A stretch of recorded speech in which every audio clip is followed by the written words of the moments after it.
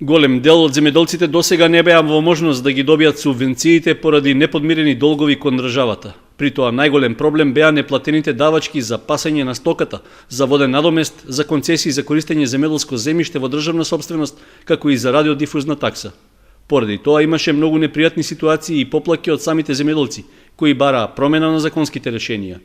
Тоа е основната причина поради која земјоделските здруженија на состанок со представници на ресорните министерства, од управата за јавни приходи и од платежната агенција побарале исплата на субвенциите откако ќе им бидат пребиени долговите што ги имаат кон државните институции. Се усвои измената за предлог закон за земјоделство и рурален развој во делот на субвенциите и сега, иако земјоделците не са ги платили сите давачки, јавни давачки, сепак можат да ги земат субвенциите. Не го губат правото на добивање субвенции, туку ќе се врши пребивање во висина на долгот.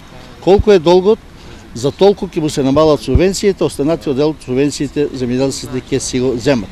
Минатата година околу 1200 земјоделци го изгубиле правото за добивање субвенции, токму поради неплатените обврски.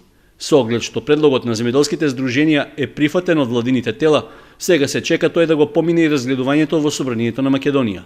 Сепак, од Асоциацијата на земјоделците испратија апел до своите членови за почитување на договорените обврски. Да не стане ова пракса, него секое плаќање на обврските према државата имаат календар на плаќање. Кога се плаќаат водарина, кога е пашарина, кога концесиите, треба нормално и во секое време да се ги платат према препишаните рокови, а во исклучителни случаи, ако немат пари или по било кој случај не може да ги подмират обврските, тогаш те се сопрат од субвенциите.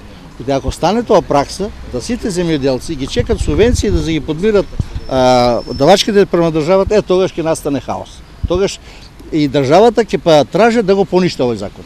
Шаклев смета дека неоправдани се негативните мислења во јавноста за предложените законски решенија.